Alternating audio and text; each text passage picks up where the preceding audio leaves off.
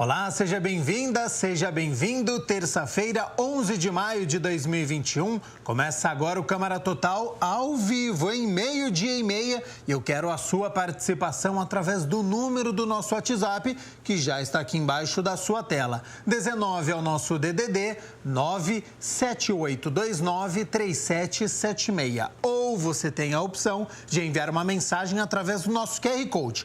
Pegue o seu celular, abre a câmera como se você fosse tirar uma foto e você vai apontar para este QR Code aqui, ó, onde eu estou com o dedo. E aí já vai aparecer na tela do seu celular o WhatsApp TV Câmara Campinas. Você aperta e a gente conversa ao vivo nesta terça-feira. Confira agora os destaques de hoje. Comissão Especial de Estudos da Câmara fiscaliza obras do BRT no distrito do Ouro Verde. Comissão Especial de Estudos, que analisa os impactos sociais e econômicos da pandemia, recebe Vandecleia Moro, secretária municipal de Assistência Social, Pessoa com Deficiência e Direitos Humanos. Como você lida com o seu dinheiro? Ainda acha que investir é algo apenas para os mais ricos? O quadro Na Ponta do Lápis esclarece os investimentos para todas as rendas. E no Universo Épico tem bate-papo sobre um livro com inspiração na arte japonesa. E olha só, a vacinação contra a Covid-19, ela continua avançando, a gente fica na torcida para que cada vez mais doses cheguem, para que a população esteja vacinada contra a forma mais grave da doença e não precise ficar internado. Agora, pessoas com comorbidades já podem agendar a vacinação?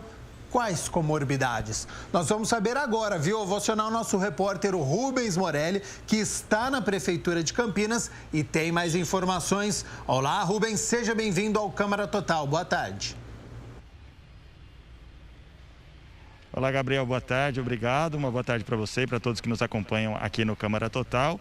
Exatamente, a vacinação contra a Covid-19 continua a pleno vapor aqui em Campinas, funcionando bem e agora para novos grupos, né, de pessoas que podem ser imunizadas aqui na cidade de Campinas. Desde a última sexta-feira, a Prefeitura abriu o agendamento para essas pessoas e a partir já de hoje, essas pessoas já estão recebendo a imunização. São elas estudantes da área da saúde em estágio, em instituição do setor, também pessoas com síndrome de Down, pacientes em terapia renal substitutiva ou transplantados, e aí sendo de rim, de coração, de pulmão, fígado ou pâncreas. E também mais trabalhadores da área da saúde, os trabalhadores que fazem um primeiro atendimento ali, não que atuam diretamente na linha de frente, mas que estão ali envolvidos na área da saúde. Para a gente conversar a respeito desses novos grupos que estão sendo imunizados, a gente convidou mais uma vez a Ana Cecília Zoccolotti, ela que é articuladora do Programa Municipal de Imunização daqui da cidade de Campinas, está aqui ao meu lado. Ana Cecília, obrigado mais uma vez por essa participação aqui no Câmara Total. Qual foi a decisão aí para a entrada desses grupos na vacinação? Olá, boa tarde. Eu que agradeço a oportunidade de prestar informações para toda a população. A decisão é em consonância com o Programa Estadual de Imunização do Estado de São Paulo. Então, nós entramos aí no cronograma da vacinação do Plano Estadual de Imunização. E para atender esse público, os idosos continuam sendo vacinados também junto, é a mesma coisa? Sim, os idosos que ainda não se vacinaram podem procurar o agendamento no site vacina.campinas para agendar um horário e receber a vacina. Aliás, essa é a única forma de receber a vacinação, é preciso fazer o agendamento primeiro. E é pelo site vacina.campinas.sp.gov.br ou então pelo telefone 160, é isso mesmo? Exatamente. Para as pessoas que têm a possibilidade de locomoção, a vacinação ocorre nos centros de imunização. As pessoas que são acamadas e não podem se locomover devem procurar 160 para receber a vacinação em casa, mas em casos muito específicos que a pessoa não consiga mesmo se locomover. Inclusive, mais cedo, a nossa equipe esteve em um desses centros de imunização, lá no Centro de Vivência do Idoso, na Lagoa do Taquaral. A gente acompanhou um pouco da vacinação, o pessoal de casa pode até ver as imagens, e tudo correndo normalmente, né? O pessoal chega na fila, fica um pouquinho ali, passa pela triagem e logo em seguida já recebe a imunização. Está tendo algum tipo de problema ou está encaminhando bem essa imunização? Nenhum problema, tudo acontecendo da melhor maneira possível, sem aglomeração, com rapidez no atendimento. Não há necessidade de chegar com grande antecedência, bastam 10 minutos simplesmente para conferência de documentos e encaminhamentos até o posto de vacinação. Por falar em documentos, o Gabriel Castro, que está lá no estúdio, ele tem uma pergunta relacionada a isso, ele vai fazer para a senhora agora. Gabriel, a Ana Cecília está aqui ouvindo você. Tá certo, Rubens Morelli. Primeiramente, quero agradecer a presença da Ana Cecília aqui nos nossos estúdios, a disponibilidade dela, né, com o tempo dela. Você falou aí sobre as pessoas, né, com comorbidades que estão autorizadas a tomarem essas 2 doses da vacina. De que maneira elas têm que provar que elas possuem essas comorbidades e para a gente evitar que pessoas saudáveis furem essa fila? Seja bem-vinda ao Câmara Total e boa tarde. Muito obrigada novamente, muito obrigada pela oportunidade de esclarecimentos. É muito importante essa sua pergunta. As pessoas que têm comorbidade e têm prioridade na vacinação, elas devem comprovar apresentando uma carta do seu médico assistente, que deve estar no prazo de validade aí de no máximo de 6 meses. Prescrição médica também nesse mesmo prazo, exames comprobatórios, além do comprovante de residência e documento de identidade comprovando que é ela mesma. E a pessoa que trabalha na área de saúde, são várias categorias, ela tem que apresentar também um contrato de trabalho, alguma coisa nesse sentido?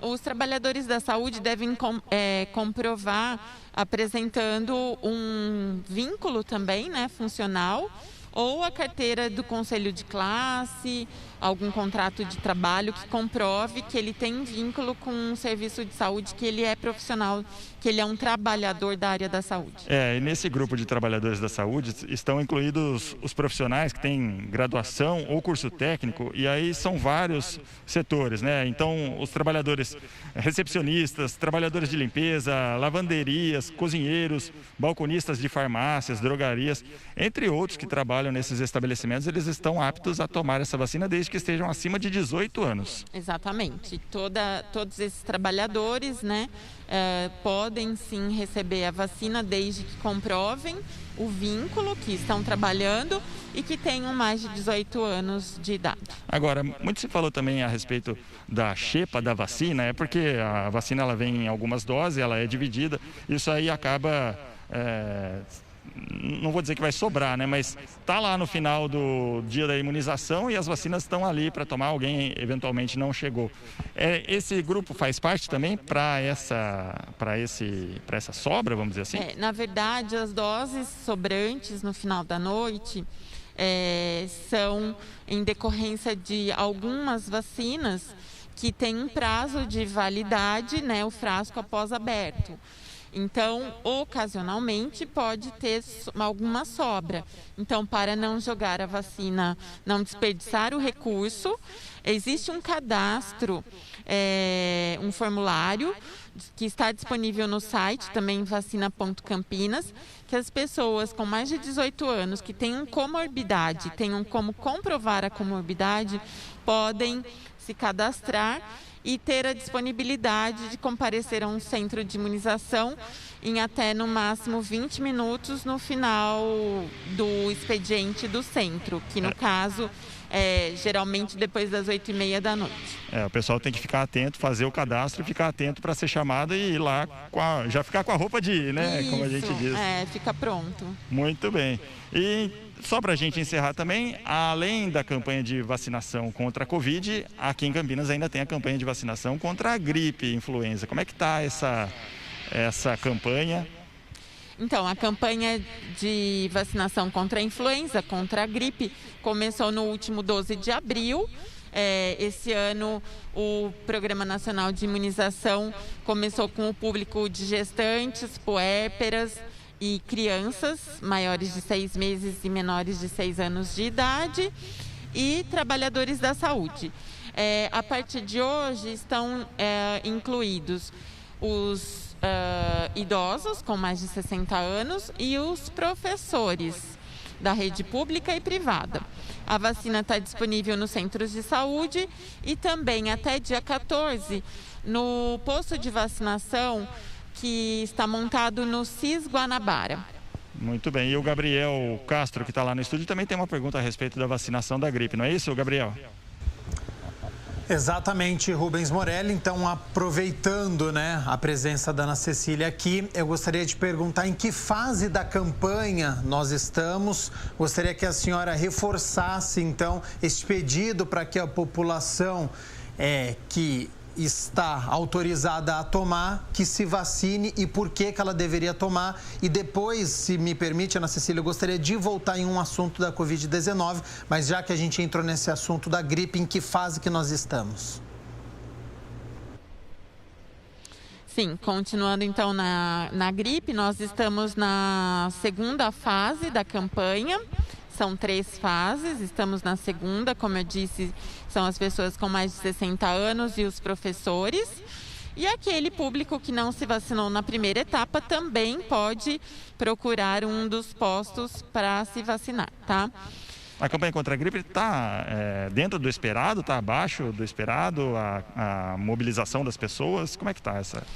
Justamente por algumas pessoas estarem também no público prioritário da Covid, nós estamos com uma cobertura um pouco baixa, né?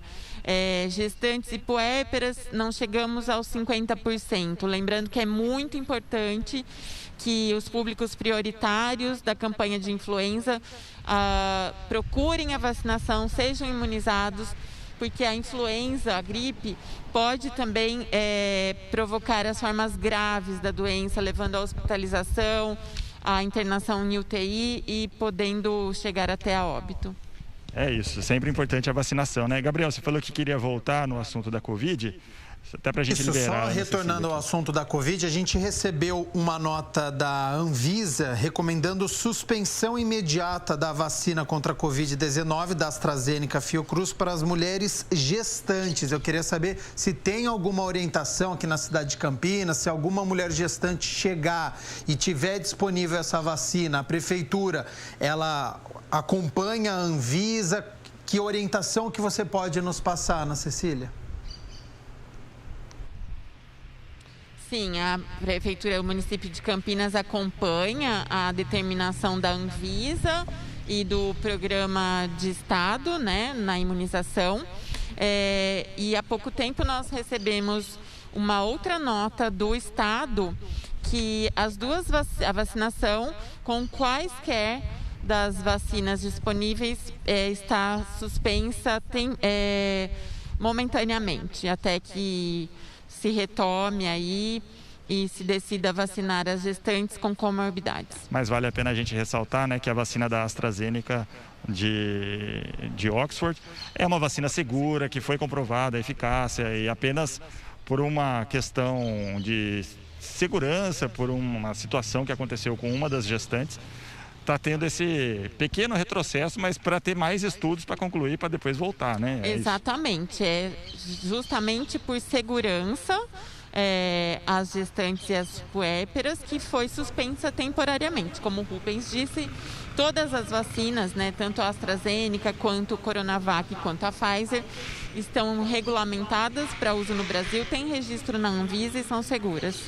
Isso, é sempre importante a gente ressaltar essa informação da segurança das vacinas para também não desanimar o pessoal, né? A vacina é importante e merece todo o cuidado e toda a atenção de todos os profissionais envolvidos nisso, e a população tem que ser vacinada com a vacina que está disponível. Exatamente. Tá certo. Muito obrigado pelas informações, Ana Cecília. Cecília, eu agradeço muito a sua participação aqui no Câmara Total. Eu que agradeço mais uma vez. Boa tarde. Boa tarde. É isso, a Ana Cecília que mais uma vez pode nos trazer e tirar todas as dúvidas aqui que eventualmente possam acontecer.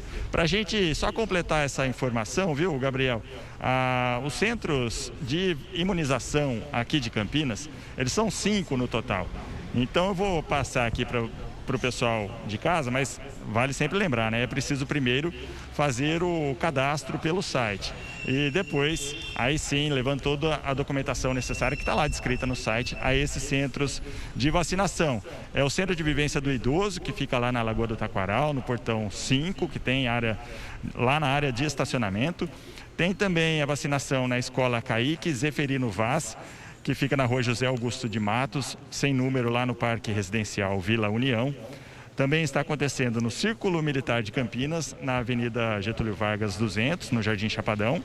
Na Casa da Criança Paralítica, que fica na Rua Pedro Domingos Vitale, número 160, no Parque Itália. E ainda no Centro de Imunização Noroeste, o antigo prédio da ANAED Noroeste, na Rua Augusto Parreira Belintene, sem número, na Vila Castelo Branco. Essas as informações da campanha de vacinação aqui em Campinas, só para a gente completar também, né? Já são mais de 322 mil doses aplicadas aqui na cidade de Campinas, ou melhor, 362.952 doses aplicadas aqui em Campinas.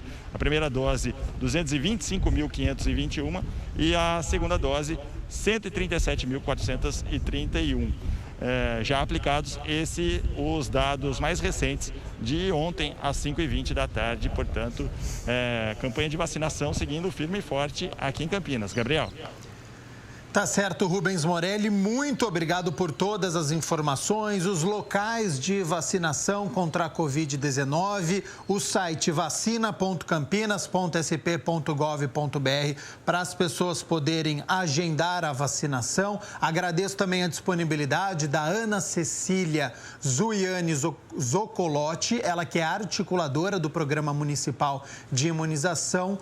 Por todas essas informações, a gente só abre, então, esse asterisco dizendo que as mulheres grávidas, de acordo com a orientação da Anvisa e ratificada pela Ana Cecília, neste momento, as grávidas, então, não se vacinem contra a Covid-19. Essa é a orientação do momento. Mais informações, quando forem atualizadas, a gente sempre passa aqui no nosso Câmara Total. Tá certo?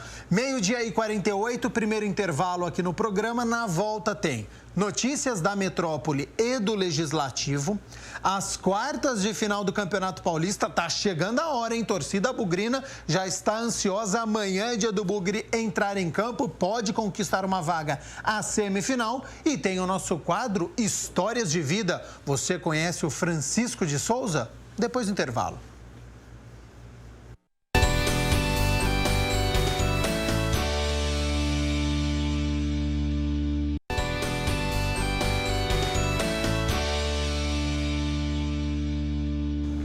Meio-dia e 52, Câmara Total de volta ao vivo nesta terça-feira. Como combinado, a Mirna Abreu está de volta aqui nos nossos estúdios com as notícias da metrópole de Campinas. Seja bem-vindo e boa tarde. A gente começa atualizando os casos da Covid-19 no nosso país, estado de São Paulo, região metropolitana e depois as informações da cidade de Campinas. Boa tarde, Gabriel. Boa tarde a você de casa. E de acordo com o Ministério da Saúde, o país somava até esta segunda-feira 15.209.990 casos da Covid-19.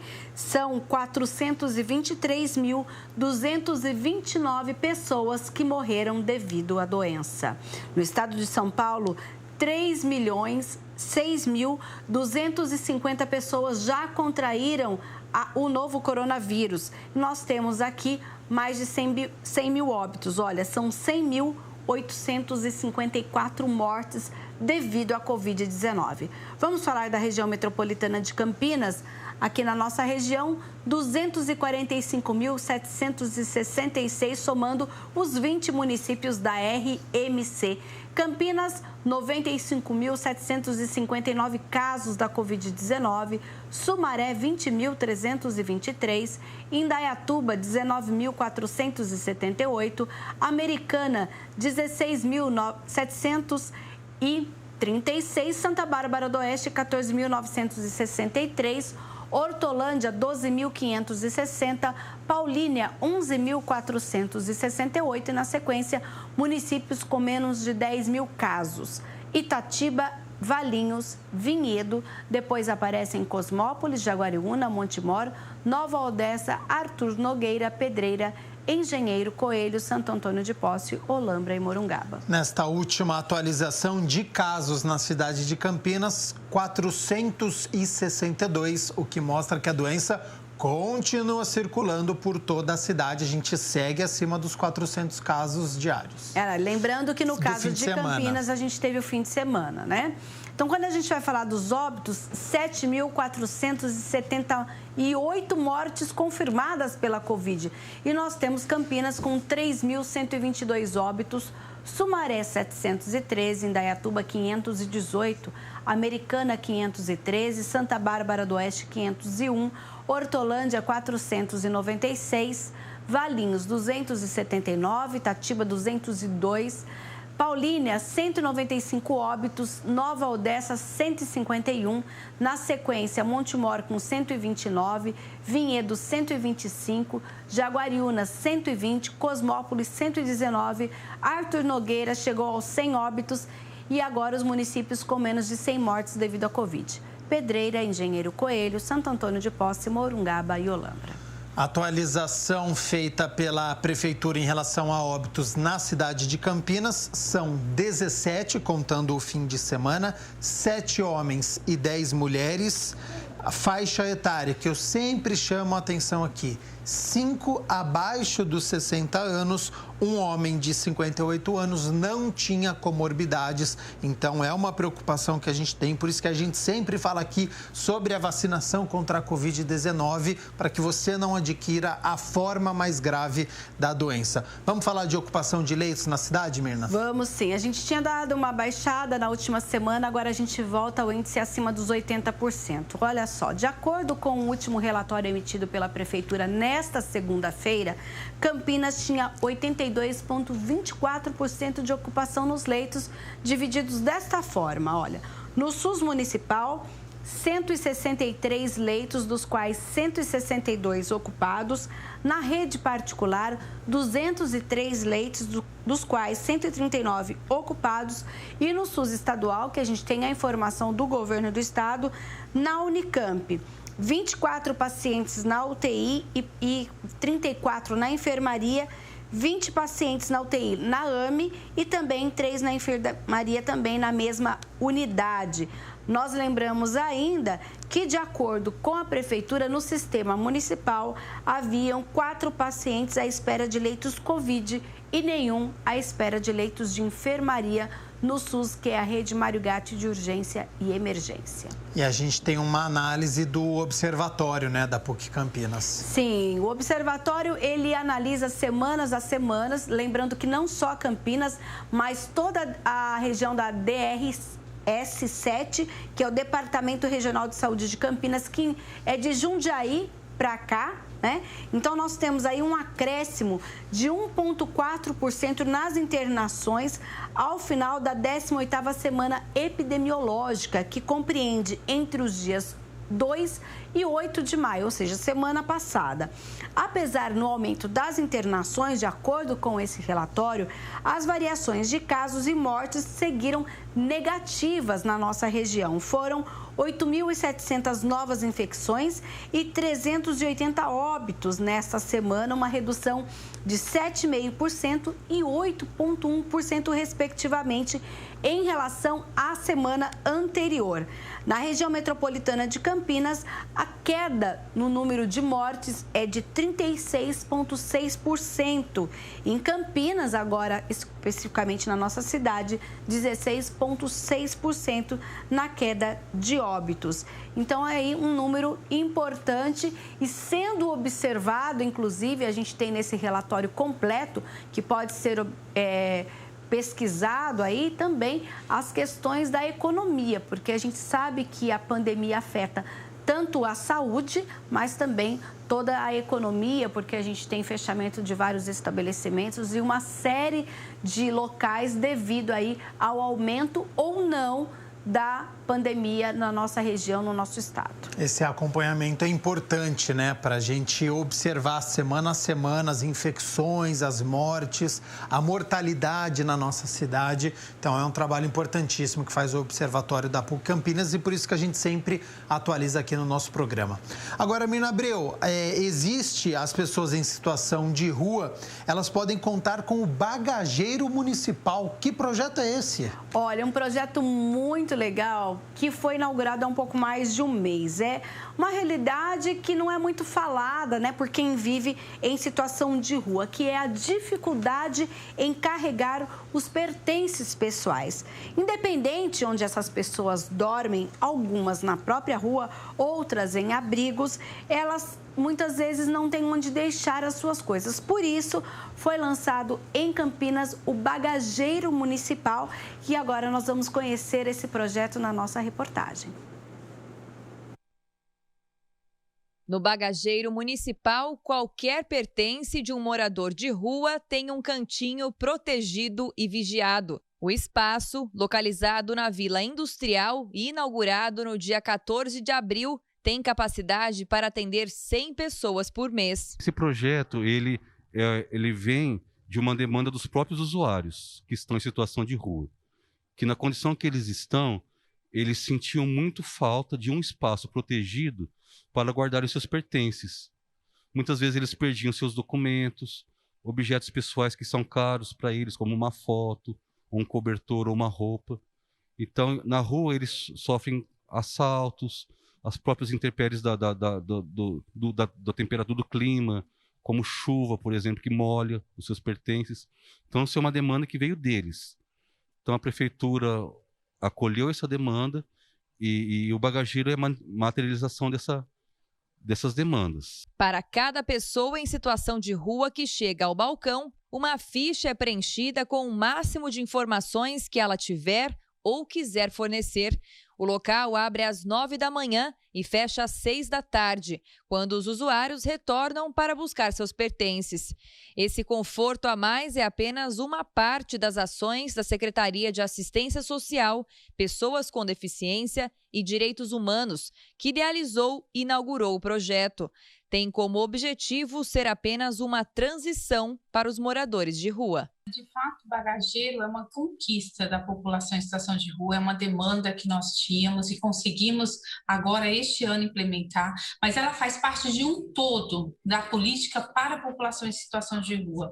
Nós temos na política para pessoas em situação de rua o SOS Rua, que faz a abordagem das pessoas em situação de rua, oferecendo serviço, buscando conscientizar, entender o que levou aquele morador a estar ali, de que forma a política de assistência social pode auxiliar nessa questão. Depois nós temos os 2 centros POPs, que é o local onde esse morador de rua ele tem serviços de atendimento psicossocial, ele tem oportunidade de lavar sua roupa, de se higienizar, de se alimentar.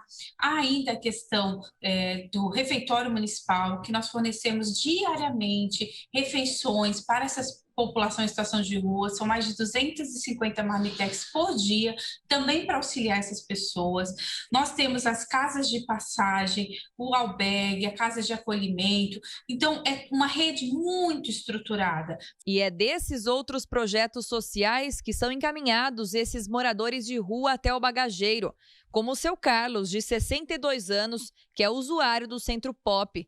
Só de pertences foram 2 sacos pesados de objetos que ele usa para trabalhar no seu sustento como jardineiro. Tesoura, ferramenta, e a coluna já estava ruim, né? E a gente dormindo no chão sem um banho. Já estava velho carregando esse peso igual um camelo o dia inteiro. E a gente gosta de trabalhar, viu? A gente está precisando de um emprego, uma chácara, um sítio, boa para fazenda, em qualquer lugar, Mato Grosso, Goiás, anda a cavalo, tira o trator. Toca o trator, mexe com pulverizadores, só que eu não estou tendo a oportunidade por causa da idade. De forma que esse maleiro vai descansar as costas de carregar nessa ferramenta, que é a tesoura, é ferramenta de corte, que eu mexo com grama, cortar uma árvore. E de uma certa forma, esse armário vai me ajudar demais. Se quiser orientar alguém em situação de rua em Campinas ou conhecer o projeto Bagageiro Municipal, anote o endereço: Rua José Cruz Ferreira Jorge, número 32, Vila Industrial. Projeto interessante que traz dignidade, né, seu Carlos aproveitou para fazer a propaganda e pediu emprego, né? E tá certíssimo ele, sem sombra de dúvidas. 1h04.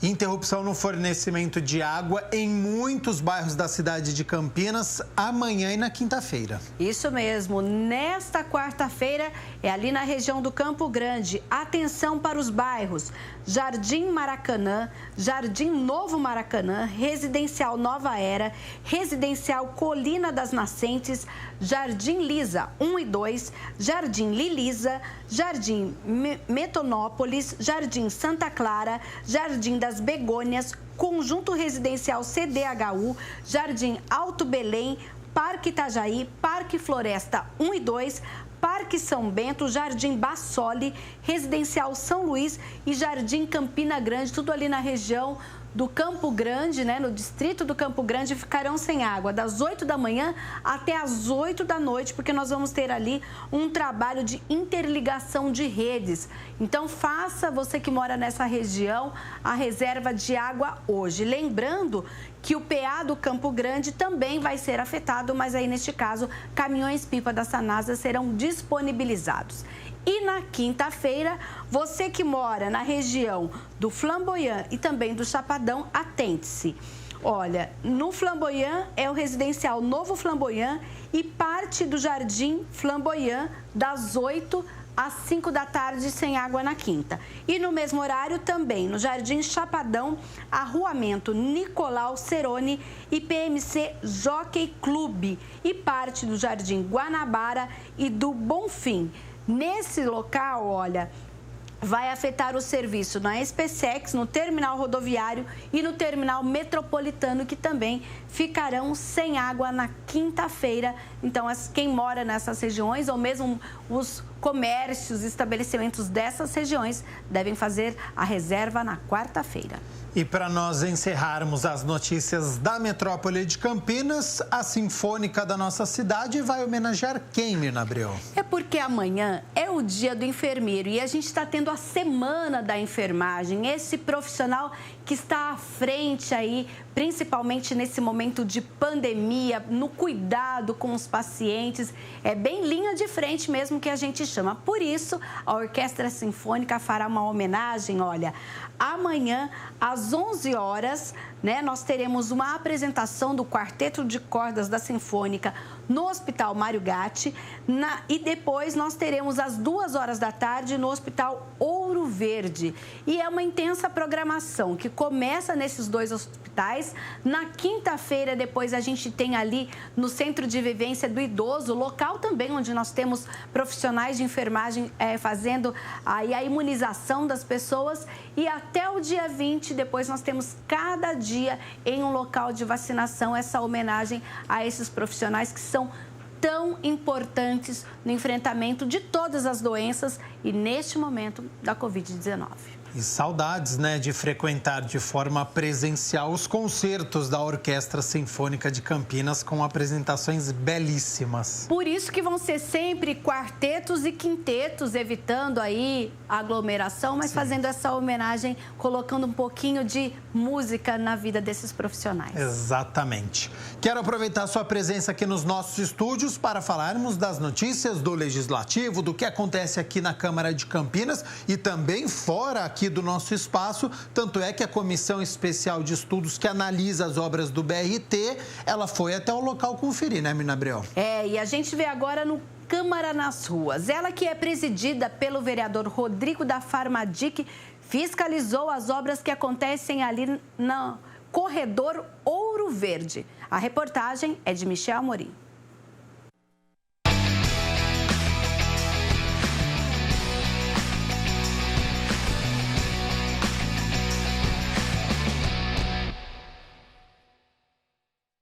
Os membros da Comissão Especial de Estudos da Câmara, que estão acompanhando as obras do ônibus de trânsito rápido, o BRT de Campinas, foram fiscalizar os trabalhos. A CE fez um requerimento que questiona a Prefeitura o atraso das obras na região do Ouro Verde. O presidente da comissão explicou o motivo das solicitações do documento. A obra do BRT, todos nós sabemos, é a maior obra de mobilidade urbana da história da cidade de Campinas.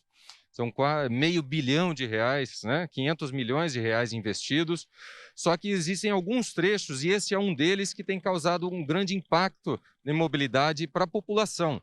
É uma obra que está praticamente há 6 meses. Ela estava parada, agora teve uma ligeira retomada nas obras, mas ficaram 6 meses e a população sendo prejudicada. Neste ponto da obra, que fica próximo do bairro Jardim Marajó, este morador não aguenta mais os transtornos. Olha, está passando uma dificuldade muito grande, porque geralmente no começo mesmo de janeiro, no final do ano passado, até o término da chuvarada, ninguém consegue atravessar do Campina Verde para cá, para o Marajó, e do Marajó para o outro lado do Campina Verde, porque, como diz, é como se fosse uma cachoeira de água.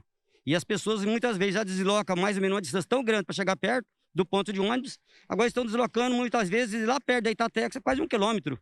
Por falta de quê? Porque não tem como os ônibus chegar lá por causa da obra que está atrasada. Os membros da comissão que estiveram no local presenciaram os problemas. Tanto eu, como o Rodrigo e como o Du, através da nossa comissão, a gente tem recebido reclamações, principalmente nesse trecho, onde aqui é a Camucim, onde tem a entrada aqui do Rosário e do São José, que as pessoas têm uma dificuldade, onde o trânsito ele faz um engarrafamento. Nós aqui também, você está vendo aqui, nós temos uma passagem aqui, o Mário Marcondes, as pessoas têm que ir lá no Vida Nova, do lado do terminal Vida Nova, para fazer o retorno. E no horário de pico, isso fica muito difícil para a população. E não é só neste trecho que estão os problemas. Um pouco mais para cima na avenida, o comerciante José, que tem uma loja de doces na frente da obra, conta que está uma situação difícil com o atraso do BRT. E o sofrimento é grande, cara, não temos acesso. O meu faturamento caiu 60%. Informações que às vezes nós não temos, quem tem é a população do dia a dia. Nesse anseio de entregar uma obra desse tamanho, às vezes gera alguns conflitos. Como o vereador Carlinhos terminou de dizer, é uma volta ali, um detalhe aqui, que pode no dia a dia melhorar o uso das rodovias até que conclua a obra. Esse é o nosso papel. Nosso papel é vir fiscalizar, né, Rodrigo?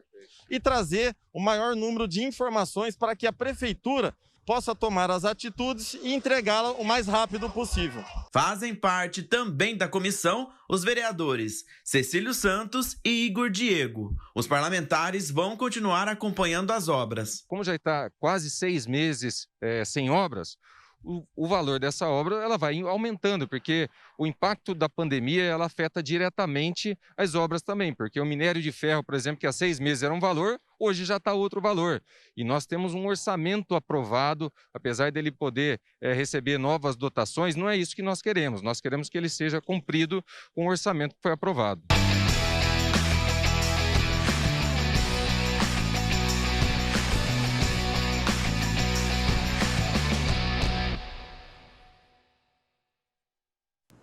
E agora a gente vai falar do trabalho de mais uma comissão, olha só. Ontem, a Comissão Especial de Estudos, criada para analisar os impactos econômicos e sociais da pandemia da Covid-19, que é presidida pelo vereador Luiz Rossini, se reuniu e tratou aí das adaptações da sociedade em relação à Covid-19, com um aspecto especial para o social. A gente costuma brincar que nada será como antes, né? Esse novo normal vai impor à sociedade algumas mudanças, não só de visão, mas principalmente de atitudes, comportamentos, nas relações humanas, nas organizações e nos cuidados. Eu tenho ouvido muita gente dizer que, por exemplo, a máscara veio para ficar. Ainda que a gente não vá usar em todos os ambientes, em todos os locais, a máscara, mesmo pós-pandemia, mas eu percebo que as pessoas têm adquirido a consciência de que, se eu estiver gripado, por exemplo, eu devo usar máscara. É meu gesto de cuidado com o outro, né? Além dos vereadores Cecílio Santos e Paulo Gaspar, que fazem parte da comissão e fizeram perguntas, participou da reunião a secretária municipal de Assistência Social, Pessoa com Deficiência e Direitos Humanos, Vandecleia Moro, que abordou principalmente o impacto da pandemia na questão da assistência social em Campinas.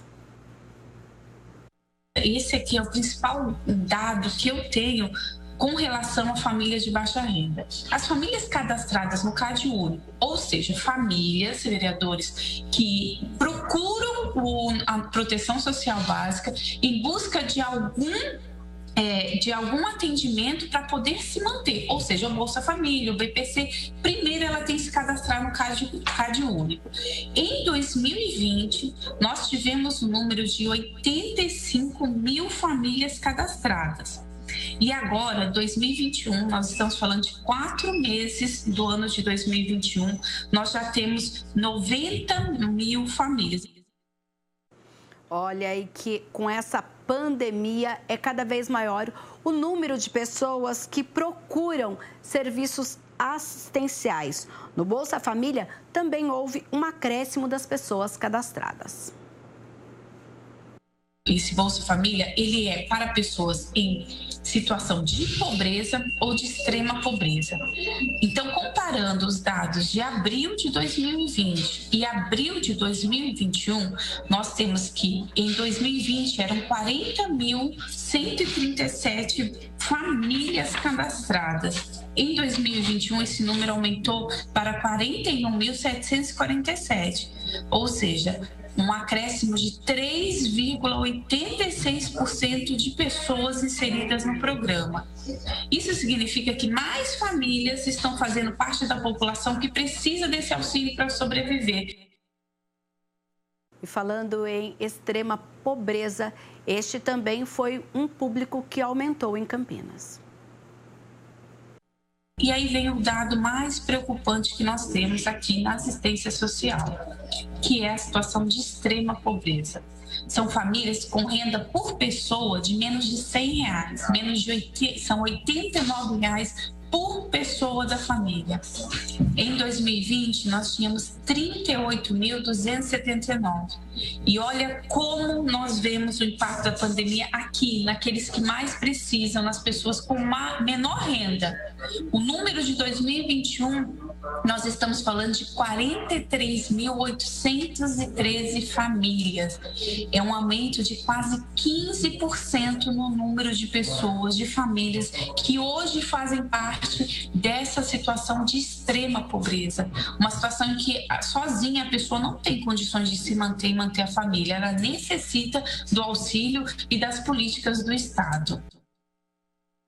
Olha, até puxando em relação a isso, a gente está com a campanha Campinas Sem Fome. A Câmara de Campinas, ela é aí um dos locais de arrecadação dessa campanha. Ou seja, nós temos aqui na nossa cidade quase 44 mil pessoas em extrema pobreza, ou seja, essas pessoas que não têm dinheiro para comprar uma cesta básica porque recebem menos de R$100. Então, você que está nos assistindo tem como participar Nós temos aí 18 locais fora a Câmara Municipal que você pode deixar a sua doação para o Campinas Sem Fome ou mesmo ajudar uma organização social ou uma ação aí na sua comunidade nesse momento em que a pandemia afeta a todos, na saúde e também na economia. E a reunião completa com os números você pode conferir no youtube.com/TV Câmara Campinas. Olha só, e outra comissão que se reuniu agora é a Comissão de Direitos Humanos e Cidadania da Câmara, presidida pela vereadora Paola Miguel. Acompanhe. O racismo obstétrico foi tema da última reunião ordinária da Comissão Permanente de Defesa dos Direitos Humanos e Cidadania da Câmara. A discussão foi conduzida pela presidente do grupo, a vereadora Paola Miguel. Então, no dia 26 de abril, o Alma Preta noticiou, que no hospital do CAISM, que fica localizado na Unicamp, que uma jovem negra havia sofrido racismo obstétrico. Na hora de chegar para a realização do procedimento, ela descobriu que o procedimento poderia ser adiado por conta das tranças do cabelo. Então, já era uma gravidez de risco, ela ficou muito nervosa na hora do parto. E saber que isso poderia ser adiado tornou aquela situação, que já era uma situação de risco, de ansiedade, muito pior. E o que mais é interessante sobre esse caso é que ela entrou em contato com a prima, que é militante, negra, formada em políticas públicas, e a prima falou assim, não, esse tipo de procedimento, ele é um racismo obstétrico, e quando ela volta para confrontar a recepção do hospital, ela é atendida prontamente. A única coisa que teve que ser realizada é a utilização de uma touca, para que as tranças ficassem mais presas. E Ohana compartilhou com a comissão a situação pela qual passou. Não te avisaram que aqui a gente não faz parto com tranças? Eu falei assim, não. Ela que então, se eu te mandar por centro cirúrgico, eles vão reclamar. E nisso fazia coisas de 20 minutos que tinha subido uma moça negra com trança também. E aquilo para mim foi, o fim, porque eu fui os 3 dias, passei com ela 3 vezes e ela não me avisou. Aí eu peguei, saí meio assim, chorando, chamei minha mãe, conversei com a minha mãe, ela entrou em contato com a minha prima.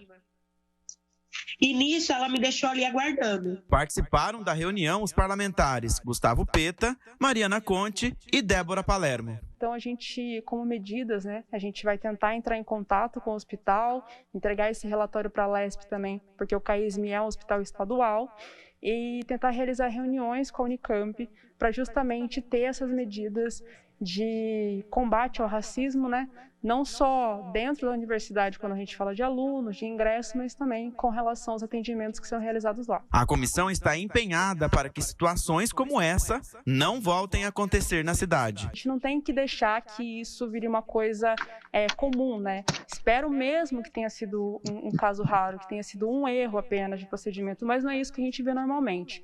O que a gente vê é que muitas mulheres passam por isso, que elas não têm a coragem de Ohana, de denunciar, de participar de uma reunião pública, de expor aquilo que está acontecendo, até porque é um sofrimento, Então, a gente quer que se tem algum tipo de procedimento a isso, a gente quer entender se isso, junto à área médica, com toda a equipe do hospital, se isso realmente é necessário para que outras mulheres não passem por isso.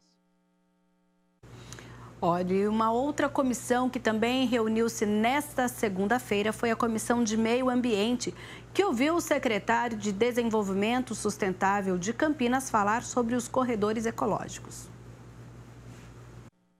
A implementação dos corredores ecológicos na região metropolitana de Campinas foi tema de discussão da Comissão de Meio Ambiente da Câmara. O debate foi conduzido pelo presidente do grupo, o vereador Luiz Rossini. A Comissão do Meio Ambiente teve a oportunidade de conhecer com mais profundidade o plano de ação para a interligação dos corredores ecológicos das cidades da região metropolitana de Campinas. É o que está chamando plano de conectividade ecológica. É permitir que os remanescentes de matas ainda existentes nos territórios dos municípios da nossa região possam ser recuperados e interligados. A comissão também recebeu o secretário municipal do Verde e Desenvolvimento Sustentável, Rogério Menezes. Quando a gente começou a falar de um plano de recuperação ambiental para religar os fragmentos no território de Campinas, essa discussão se deu no âmbito do Plano do Verde, lá em 2016, decretado naquela época, né? Já nos anos anteriores, muita discussão técnica sobre isso. Chegou um momento em que a gente falou, bom, mas espera aí, a gente faz aqui os fragmentos vegetais de Campinas serem interligados, reconectados com a restauração de matas ciliares, que é o principal objeto da recuperação, né? Corredores ecológicos reconectando quase 270 quilômetros só de linhas de conectividade dentro do nosso território. E adianta se a gente não pensar regionalmente? Participaram da reunião os parlamentares Mariana Conte, Paulo Gaspar e Cecílio Santos. O prefeito Dário Saad assinou no mês de abril um protocolo que integra Campinas no plano que serve de guia e apresenta caminhos sustentáveis para a região. Essa é uma ação fundamental. Ela tem como resultado final inúmeros benefícios que vão ser oferecidos para as populações da nossa região, das cidades, né? Primeiro, para a biodiversidade. Você manter essa conectividade dos corredores ecológicos, você permite a preservação da fauna, principalmente, seja aves, répteis, mamíferos, que ainda existem na nossa região, que eles possam caminhar por esses corredores. Segundo, a recuperação desses corredores ecológicos, muitos deles são matas ciliares ao longo, né, dos corpos d'água, dos rios, ribeirões. Eles garantem também que a natureza possa prestar os serviços ambientais, regulação do clima, permitir, inclusive, a produção de alimentos e, obviamente, garantir qualidade de vida para as pessoas, além do aspecto paisagístico. Recuperar uma área degradada, ele melhora a qualidade ambiental, visual, né, que também traz um conforto para as pessoas. A RMC é a primeira região metropolitana do país a lançar uma estratégia regional para a biodiversidade de forma colaborativa entre os municípios. Primeiro, eu acho que é buscando esse diálogo regional com outras câmaras também, né, no sentido de sensibilizar os vereadores que eles têm que ajudar no âmbito do seu município ou aprovar leis locais para fortalecer as políticas ambientais, como o Plano do Verde, né, que nós temos em Campinas, foi pioneiro, mas também assim cobrar dos prefeitos que aquilo que está projetado seja efetivamente executado. E muitas vezes, além do prefeito, talvez a gente tenha que bater na porta de outras esferas de governo, o próprio governo do Estado, o governo da União, no sentido de garantir os recursos mínimos para que essas ações sejam efetivadas. Agora, Mirna Abreu, amanhã é dia da 16ª reunião extraordinária e a gente tem alguns projetos, né, de destaque. Nós temos 23 matérias que vão ser discutidas amanhã. A gente destaca aqui 2 propostas de autoria da Prefeitura que já passaram por audiência pública e, de alguma forma, elas alteram o Plano Diretor de Campinas e também a Lei do Uso e Parcelamento do Solo da nossa cidade. Destacamos ainda a primeira discussão do projeto de lei de autoria dos vereadores Cecílio Santos, Guida Calixto, Mariana Conte, Paola Miguel e Paulo Búfalo, que trata justamente da realização de testes para a detecção da Covid-19 em grupos prioritários aqui na nossa cidade. Um outro projeto de autoria parlamentar é do vereador Marcelo da Farmácia, a primeira discussão da proposta que cria o mês do laço branco, Homens pelo Fim da Violência contra a Mulher. Essa discussão vai acontecer amanhã após o comunicado de vereadores. A reunião começa às 9 horas, com o comunicado de vereadores que vai até às 10. Depois nós temos esses projetos e ainda temos na mesma reunião 5 moções e 13 requerimentos, e você acompanha ao vivo aqui na TV Câmara Campinas. Tá certo, Mirna Abreu. Muito obrigado pelas notícias da Metrópole de Campinas, do Legislativo de forma completa. Amanhã a gente acompanha, então, a reunião extraordinária e nos vemos na quinta-feira abordando o que foi votado também. Tá bom, na quinta-feira a gente traz um resumo aqui do Legislativo, até porque amanhã nós temos outras reuniões e na quinta também muita ação e atividade aqui na Câmara. Combinado, até lá.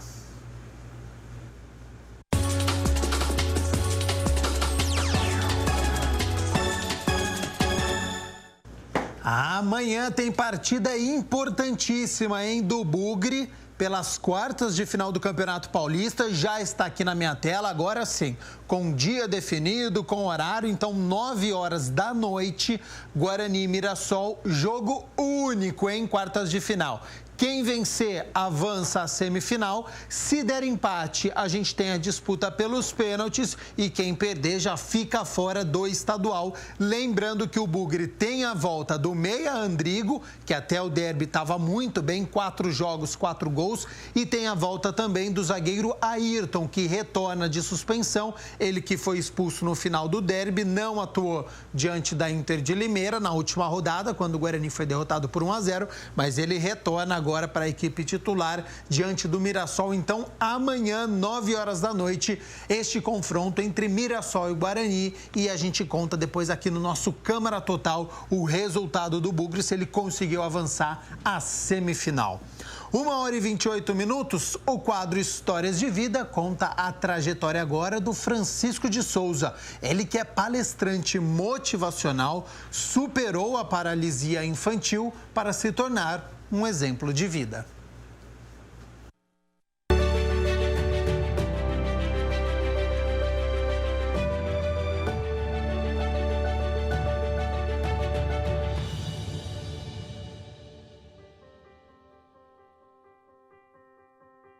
No programa Histórias de Vida de hoje, nós vamos conhecer a história de um personagem que talvez você já deve ter visto aí pelas ruas de Campinas, vendendo panos para garantir a sobrevivência e a independência financeira dele.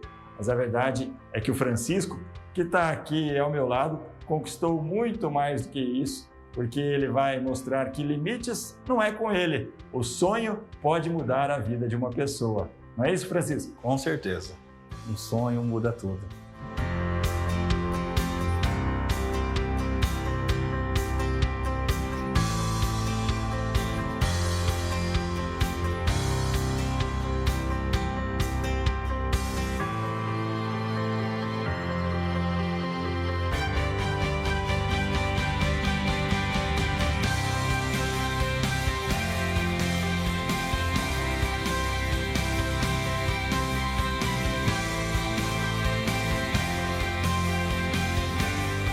Meu nome é Francisco de Souza, tenho 47 anos, sou casado, pai de 3 filhos, sou avô, tive paralisia infantil aos 2 anos de idade, mas isso não foi motivo para me desistir de correr atrás dos meus objetivos.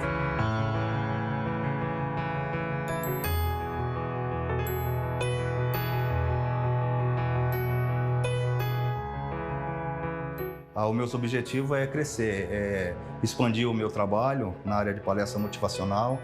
E é um orgulho para mim quando eu subo num palco, num púlpito, para poder contar minha história de vida e motivar as pessoas. Não motivar só naquele momento, mas que as pessoas saiam com a certeza que tudo é possível. Esse é um do foco da minha caminhada, do projeto que eu tenho na minha vida. Motivar as pessoas, mostrar que deficiência não é o fim. Simplesmente é uma barreira que impõe na tua vida para você poder superar e mostrar que você é capaz. E esse é o meu foco. O meu foco é crescer, meu foco é conquistar, avançar.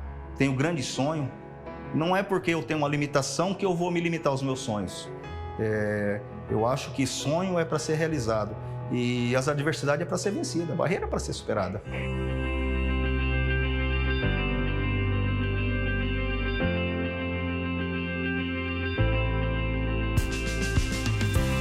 Na verdade, quando eu comecei a construir essa casa, eu não tinha dinheiro para pagar o pedreiro, né? E como eu já vinha trabalhando no ramo de pedreiro com meus irmãos, e eu peguei com a minha esposa, eu esquadrejei. Na verdade, essa casa era um cômodo, 3x3. Eu cavei esse alicerce com uma colher de pedreiro. Na hora de bater o concreto, minha esposa bateu uma parte com a enxada, eu a outra com a colher de pedreiro. E as pessoas passavam perto de mim e falavam assim, você não vai conseguir, você não está vendo que isso aí não é para você? Sabe, as pessoas olham para a pessoa que tem uma limitação e acham que a pessoa é incapacitada, é coitada, e não é assim. A partir do momento que você começa a olhar o ser humano por dentro, de uma forma diferente, você vai ver que a vida dá tanta surpresa. E eu subindo no andaime, assentando tijolo, eu estava deixando pessoas perplexas, as pessoas não estavam entendendo como uma pessoa sentada sentava tijolo. Na verdade, eu falo para você que é sonho. E quando você tem sonho, nada pode parar o teu sonho. E o meu sonho naquele momento era poder dar uma casa para minha família. E eu construí a casa do meu sonho.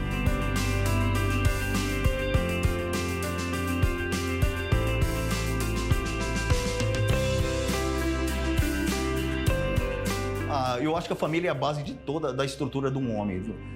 Quando você tem uma família estruturada, quando você trabalha em pró do objetivo de melhorar para a sua família, porque eu via meu filho, quando eu comecei a construir essa casa, eu só tinha um filho, o Jefferson. Hoje ele tem 26 anos. E eu queria dar o melhor para ele, sabe? Porque o que eu não tive na minha infância, porque a minha infância foi muito difícil. Não falo assim, eu falo na área alimentar. Nós éramos humildes, nós vínhamos de uma pequena cidade. Tudo era difícil para a gente, limitação total. A gente não comia o que a gente queria, a gente era limitado. E quando eu tive essa possibilidade de dar o melhor para os meus filhos, eu não perdi a oportunidade, sabe? Porque, na verdade, eu falo que a oportunidade é um relâmpago, né? Passou, você pegou, você vai. Se passar e você deixar despercebido, você perdeu a chance. E naquele momento, eu construí na casa do meu sonho, eu poderia realizar todos os meus sonhos e dar uma vida melhor para minha família. Família é a estrutura da vida de um homem.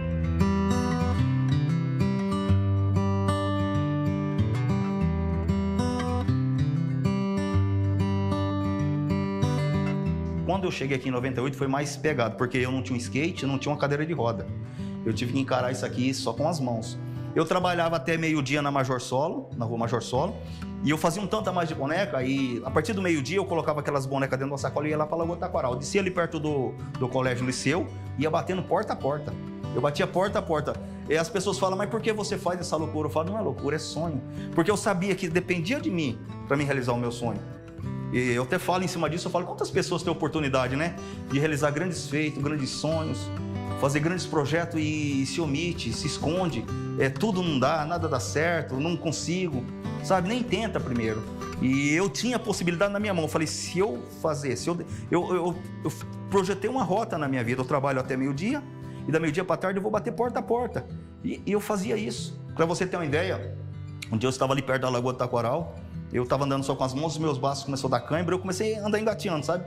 E eu senti um ardume nos meus dedos, quando foi ver, meus dedos estavam todos ralados, saindo sangue. Eu cheguei próximo à farmácia, o farmacêutico veio até mim, sentou assim no degrau da porta, e nós começamos a conversar. Eu falei, me vê uns band-aids para mim, ele veio, eu comecei a colocar nos dedos, e eu falei para ele, eu vou continuar a minha caminhada. Ele bateu a mão no meu ombro e falou assim, parabéns pela tua determinação. Vou falar para você, Rubens, naquele momento, sabe, aquilo me refez, sabe por quê? Porque dele falar aquilo para mim, ele estava me reconhecendo como um cara predestinado. É isso aí que me motiva. Não é o fato de eu estar andando só com as mãos das pessoas. Não quero sensibilizar ninguém. Eu quero que as pessoas entendam que mesmo você tendo uma limitação, mesmo você tendo alguns problemas na tua vida, você consegue. Basta você querer.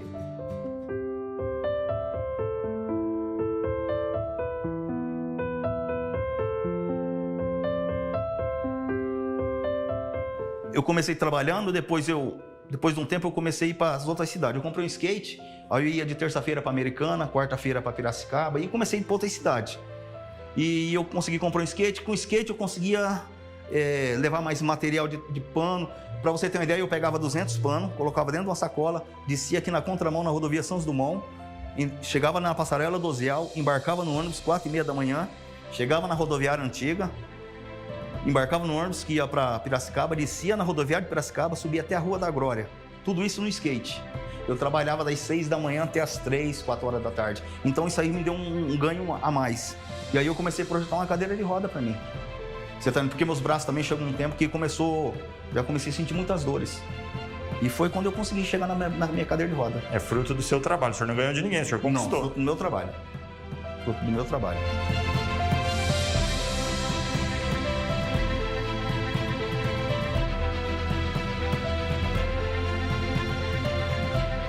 Nem foi eu que descobri isso dentro de mim. Eu estava um dia na Rua Major Solo Estava chovendo bastante. Eu peguei, subi em cima do skate, segurei o guarda-chuva e peguei os panos e segurei na mão. E veio um homem num carro e falou assim, eu quero falar com você. Aí eu falei, poxa vida, fiz mais uma grande venda. Aí aquele homem desceu do carro e falou assim, eu quero você para dentro da minha empresa. Eu falei, por que eu? Ele falou, sabe por quê? Porque eu passei e vi você em cima do skate, segurando o guarda-chuva e com a outra mão segurando os panos. E naquele momento veio à tona todos os meus funcionários que tem ar-condicionado, que tem cafezinho, um bom salário e reclama da vida. Naquele dia o Roberto Guelfi, diretor da Daru Chevrolet, passou e me deu a oportunidade de me tornar um palestrante motivacional. Ele, olha como que é interessante, às vezes você tem um potencial tão grande que você mesmo não consegue descobrir, mas as pessoas, às vezes você fala, poxa, eu estou trabalhando numa esquina, não vou ser reconhecido, é engano. A partir do momento que você faz as coisas com sinceridade, as coisas certas, respeito o próximo, as pessoas te veem com um olhar diferente. E eu sentado numa esquina, segurando o skate, segurando os panos e com o guarda-chuva, o Roberto Guelfi olhou em mim e viu algo diferente. E naquele dia eu fechei o contrato de 1 ano com o grupo da Daru Chevrolet. Direito de imagem, motorista particular, e uma quantia todo mês depositada na minha conta. E foi o Roberto Guelfi e José Camilo Machado, que é diretor do Grupo La Rondine, que me deu essa oportunidade. E mostrou para mim que eu tinha condições de ser um palestrante motivacional.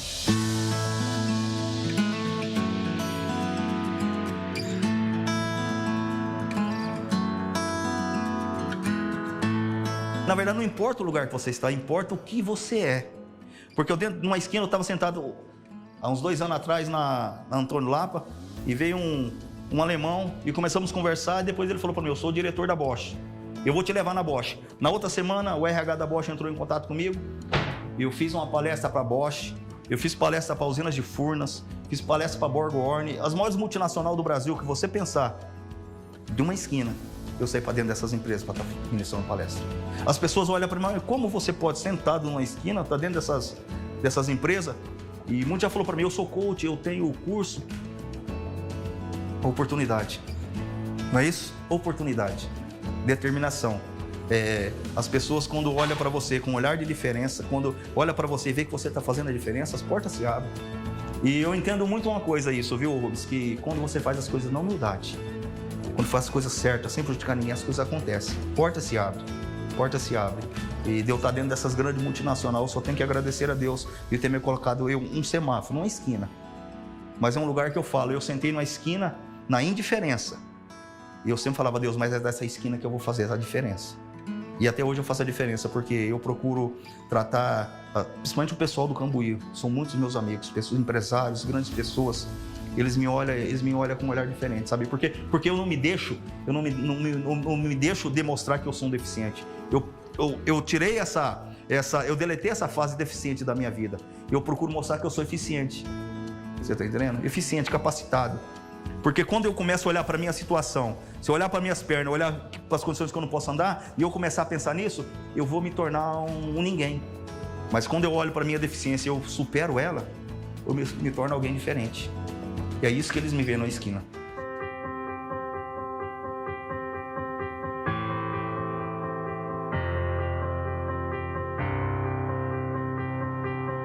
Quando eu estava dentro do avião, eu falei, Deus, como pode, né, Senhor? Eu numa esquina, um homem que chegou na cidade de Campinas com 2 calções, 2 camisetas, sem um skate, sem uma cadeira de roda, agora está indo para a América. Sabe, uma coisa que você não... para assimilar é difícil. E quando eu desembarquei no aeroporto de Orlando, então, eu vou te falar para você. Quando eu cheguei, e a primeira vez que eu ministrei, eu estava numa casa, o seu Croves, e até estava o engenheiro da Embraer, o Antônio. Ele foi receber um prêmio porque ele desenhou o projeto do carro voador para a Boeing. E até conversando com ele, eu fiz uma palestra lá para eles. E quando ele falou, eu sou engenheiro da Embraer, sabe, eu falei, olha como que as coisas acontecem. A pessoa desacreditada, as pessoas desvalorizadas, porque assim, o Rubens, eu vou te falar de uma forma bem aberta. As pessoas olhavam para mim e diziam que eu não teria oportunidade na vida. Quando minha mãe morreu mesmo, eles falaram, Francisco, a sua vida acabou, porque sua mãe é seu tudo, cara. O que você vai fazer da tua vida? Sabe, é interessante como que as pessoas olham para o ser humano e eles começam só a entulhar. Sabe, mas dentro de mim tinha algo que dizia que eu ia chegar. Sabe, e eu sempre coloquei isso como pauta, eu vou vencer. Sabe, não faço isso para mostrar que eu sou melhor, não faço isso porque é o dever de todo vencedor, mostrar a sua capacidade. E quando eu cheguei, comecei a ministrar nos Estados Unidos, as pessoas falaram, poxa vida, Francisco, quem diria você aqui na América, você impactando vidas? Porque, na verdade, eu tenho essa palestra minha não como motivacional. Eu tenho essa palestra como palestra de alto impacto. Eu falo isso porque eu fiz a Simparte da Latam ali no aeroporto e o Renner, que é técnico de segurança do trabalho, ele ficou impactado com o trabalho, sabe? Da forma que foi dirigida. Porque muitos palestrantes eles contam uma história, mostram imagem de outras pessoas. Não, a minha é o que eu vivi, é o que eu vivo. É superação e superação.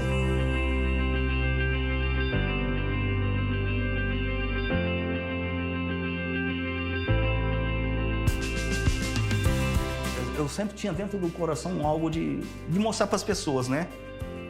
A minha história de vida por completa. E eu tive uma oportunidade, eu estava até na Família da Fé um dia, e no termo da apresentação, o pastor Alex, que hoje mora lá próximo ao Canadá, ele falou, você vai escrever um livro. E o pastor Ricardo Rocha falou, vou te ajudar. E naquele momento, conciliou a vontade e o desejo, porque eles me deram um suporte. E eu começamos a escrever esse livro e eu queria mostrar, sabe? Eu queria expressar nesse livro tudo o que eu passei, para as pessoas, quando ler esse livro, entender que talvez o problema que ela está passando não é tão difícil assim, não é insuperável. Porque as pessoas olham para os problemas delas, acham que é insuperável, não vou conseguir, sabe?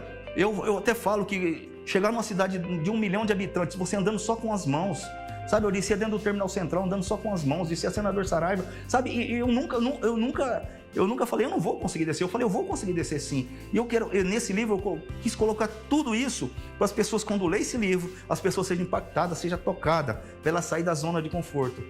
Sabe, no momento que a gente está vivendo difícil, um momento é turbulento, mas sempre tem uma saída, sempre tem uma saída.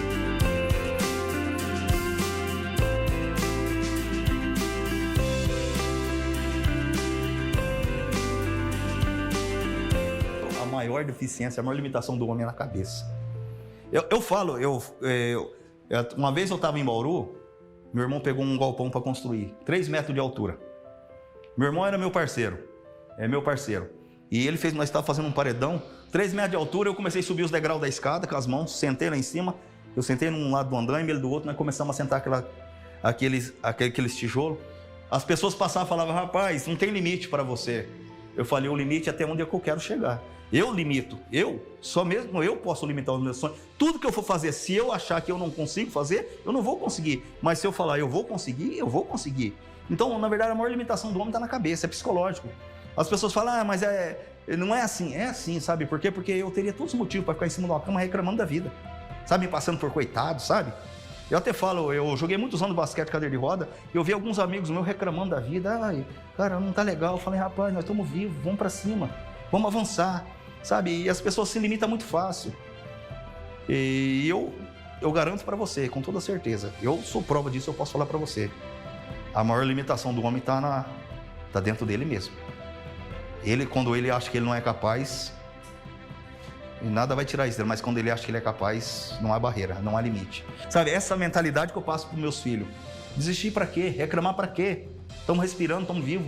E eu quero expandir o meu trabalho, eu quero chegar na América, eu quero fazer o meu trabalho, eu quero fazer o máximo, eu quero mostrar para as pessoas que tudo é possível, sabe? Esse é o meu foco, crescer. Esse é o desejo de todo vencedor, né? Todo ser humano quer crescer, e esse é o meu sonho.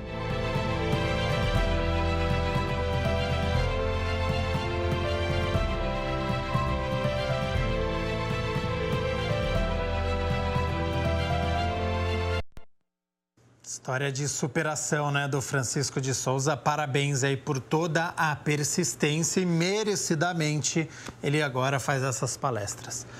Último intervalo aqui no Câmara Total e na volta tem, na ponta do lápis, já chega falando sobre investimentos para todas as rendas e nós vamos entrar no mundo animal. Não saia daí.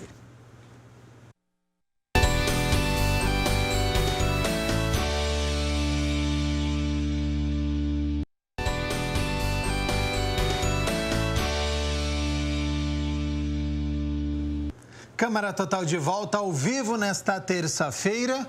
Como você que está nos acompanhando lida com o dinheiro? Ainda acha que investir é algo apenas para os mais ricos? Pois saiba que há muitos investimentos disponíveis para todas as pessoas, independentemente da renda. O quadro Na Ponta do Lápis explica para você.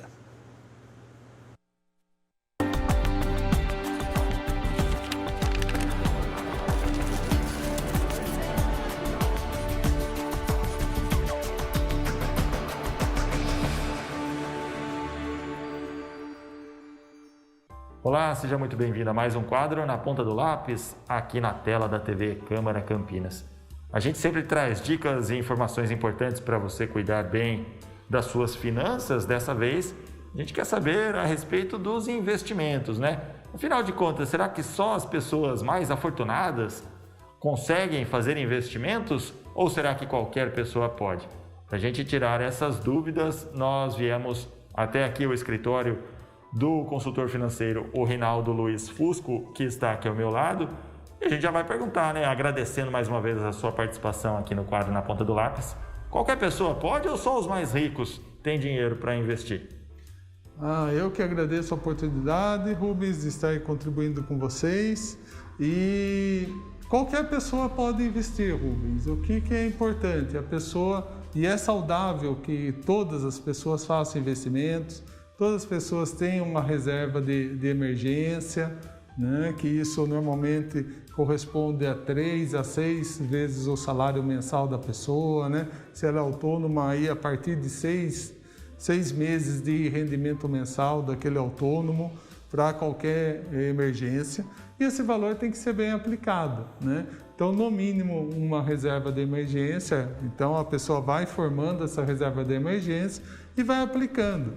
O brasileiro é muito habituado a aplicar na poupança, que é uma boa ferramenta, é uma ferramenta prática, mas que remunera pouco, né?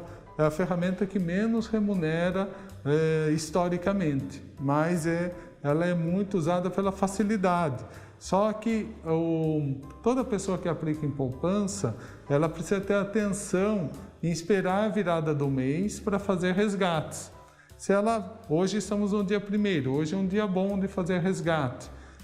Se você precisa fazer um resgate, né, sacar o dinheiro da poupança no dia 20, dia 25, você perdeu 25 dias de rendimento, né? Então ficou esse mês sem ter qualquer rendimento. Então isso é um cuidado importante. E a partir do momento que ela já tem uma reserva de emergência, que ela tem insegurança, tem um pouco apetite para ganhar um pouco mais de rentabilidade, porque sempre vamos imaginar, você vai receber uma maior rentabilidade, você vai ter um maior risco. Então você precisa entender os riscos que você vai estar enfrentando. Mas tem aplicações muito seguras também, como o Tesouro Direto. Então, a partir de R$30, você já pode investir no Tesouro Direto. Então, hoje tem o site, o tesourodireto.com.br, onde você faz o seu cadastro, você tendo uma conta corrente ou uma conta poupança, você já pode se cadastrar no Tesouro Direto e já fazer algumas simulações, selecionar alguns títulos onde você vai fazer esse investimento. E aí você já vai ter um comparativo com a poupança, você já vai ver essa oportunidade de ganhar um pouco a mais que a poupança. Qual seria a característica principal do Tesouro Direto que dá justamente essa diferença para a poupança? O Tesouro Direto, quando nós investimos no Tesouro Direto, nós estamos investindo em títulos da dívida pública do Brasil. Então, por isso ele remunera um pouco mais do que os bancos, né? Do que a poupança dos bancos, porque o banco ele arrecada o recurso através da poupança e ele empresta para o mercado e empresta para o governo também. Nesse caso, quando você estamos investindo diretamente no Tesouro Direto, nós estamos emprestando direto para o governo federal. A mesma coisa que o banco faz, nós estamos fazendo diretamente. Então, por não ter um intermediário, nesse caso que é o banco, o governo remunera um pouco melhor para o investidor. É como se você estivesse emprestando o seu dinheiro para o governo e o governo depois vai te pagar com juros maiores. Exatamente, que tem toda a segurança, tem a mesma segurança do que um investimento numa poupança, do que um investimento num banco tradicional.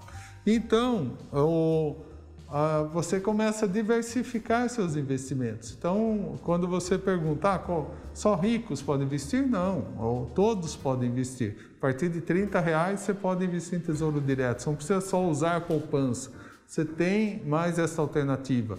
E aí, a partir do momento que você vai aumentando a sua reserva,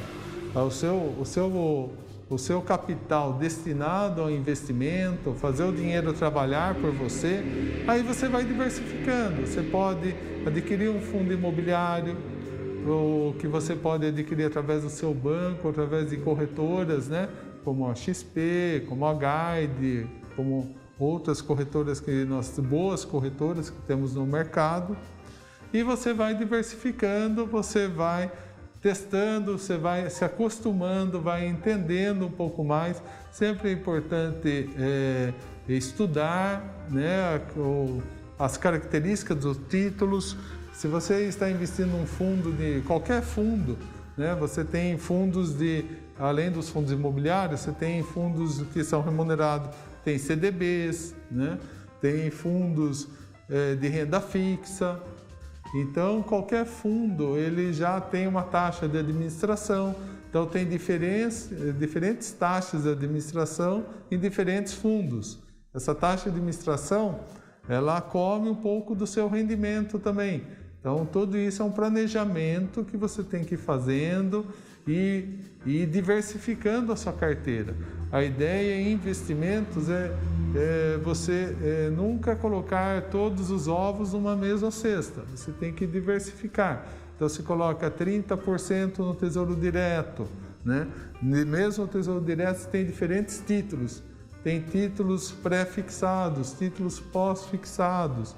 Isso são atrelados, parte deles à Selic, né? Então, agora, por exemplo, nós temos uma projeção de crescimento da Selic, né?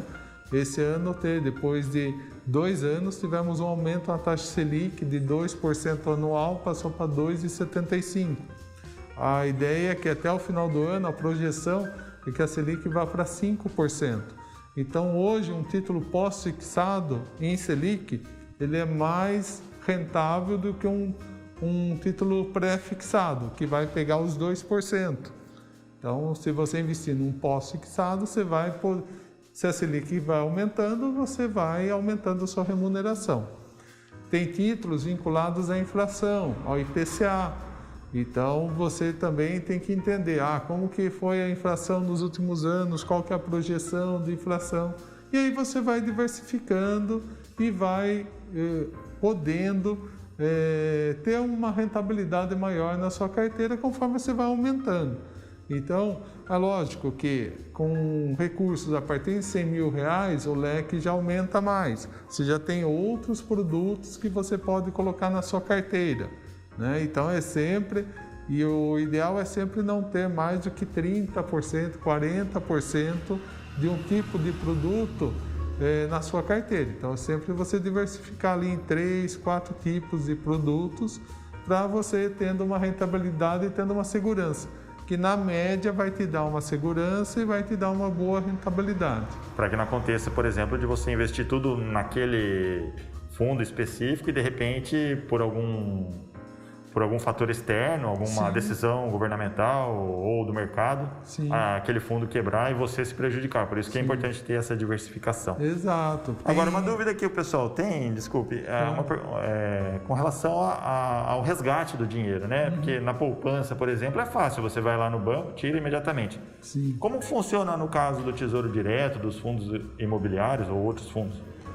Aí também é uma característica que você vai verificar na hora que você vai comprar, na hora que você vai fazer o investimento. O Tesouro Direto tem títulos com liquidez diária, né? Diária ou 2 dias, então você tem que verificar. Tem outros, então, por exemplo, você faz uma aplicação em CDB, que é fora do Tesouro Direto, no seu banco, né? Através do seu banco, da sua corretora. Ali, muitas vezes, você tem aplicações que elas têm uma carência de 30 dias, 90 dias. Para você ter uma remuneração melhor, muitas vezes é 180 dias. Tem uma questão também na tributação. a tributação em determinados fundos, CDBs, ela começa o imposto de renda a 22,5% sobre a rentabilidade, tá? Sobre a rentabilidade que você tiver. E ela tem uma tabela regressiva. Passou 30 dias, ela vai diminuindo. Então, ela sai de 22% e depois de 180 dias, ela chega a 15%, né? Então, isso dá uma diferença também na sua rentabilidade. Por isso, sempre é importante, Rubens, é o planejamento financeiro, é o seu planejamento. Então eu vou colocar esse recurso hoje e eu sei que daqui eu posso segurar essa aplicação durante 180 dias. É lógico que surgiu uma emergência, você vai resgatar antes, é que você não vai perder dinheiro, mas você não vai deixar de ganhar o que você planejou, né? Se você precisar antecipar, mas não é que o seu dinheiro vai ficar preso. Então é isso que você tem que observar, qual tipo de produto, o que vai acontecer se eu precisar resgatar com 30 dias, com 90 dias, e aí você monta o melhor planejamento dentro de acordo com as suas necessidades, de acordo com o que você vai investir esse dinheiro depois do prazo que você planejou. Vale sempre a pena a dica de se planejar realmente, ter o planejamento financeiro, cuidar direitinho do seu dinheiro e estudar, né, o tipo de investimento que você vai fazer para não acontecer nenhuma surpresa. Exato. Rinaldo, mais uma vez, muito obrigado por essa entrevista e por esclarecer tantas dúvidas da gente a respeito dos investimentos. Eu que agradeço, Rubens, fico sempre à disposição e é um prazer falar com a TV Câmara. É isso, muito obrigado, está sempre convidado, nosso parceiro aqui, o Rinaldo Luiz Fusco, consultor financeiro que sempre nos ajuda aqui no quadro Na Ponta do Lápis. Na próxima semana a gente volta com mais dicas para você. Grande abraço, até lá, tchau!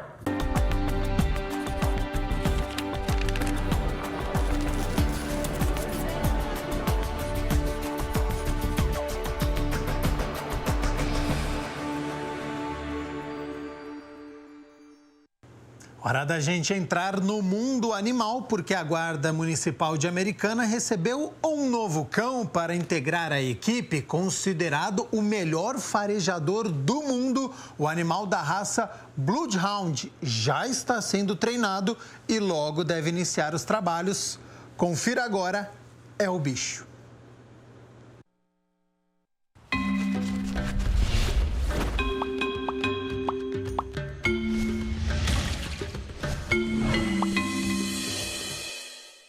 Um cãozinho pra lá de inteligente.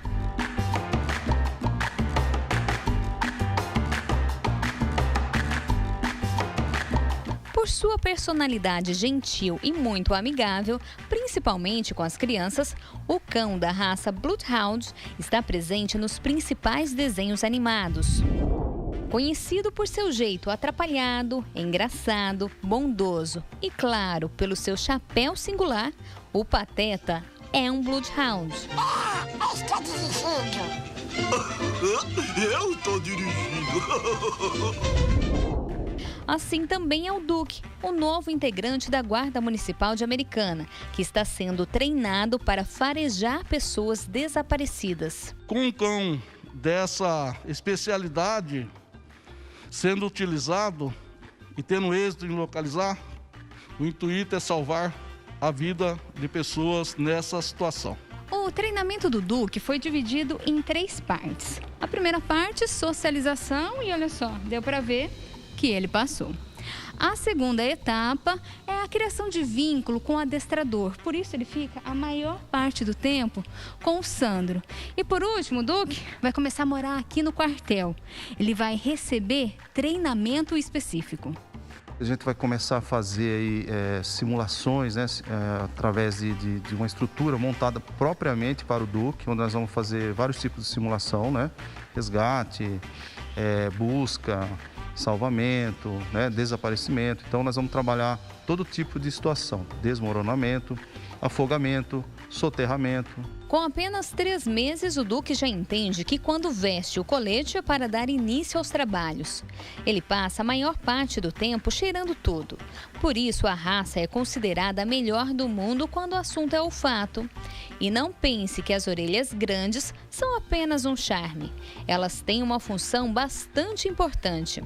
Essa orelha, na hora do trabalho dele, também acaba ajudando, porque ela levanta, né, células, e aí, com o sistema olfativo, acaba captando.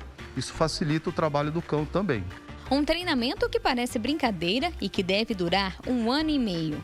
É um cão para atender, primeiramente, o município de Americana.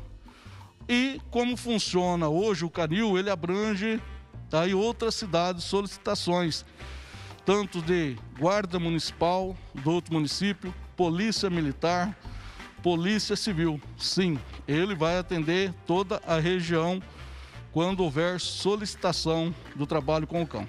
Um cãozinho que promete fazer história, assim como o melhor amigo do Mickey. Lembra dele? Pluto e Duque são da mesma raça. Na história infantil, o Pluto se transforma em uma fera quando seu parceiro está em perigo. E assim será o Duque quando alguém precisar de ajuda. Nós estamos trabalhando, como eu falei, com a melhor raça, né, existente no mundo. Não é nível Brasil, mas nível mundo, que é o Bloodhound.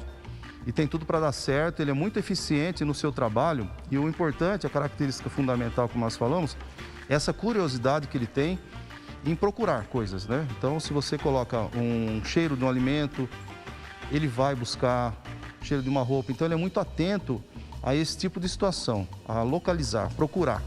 Muito curioso.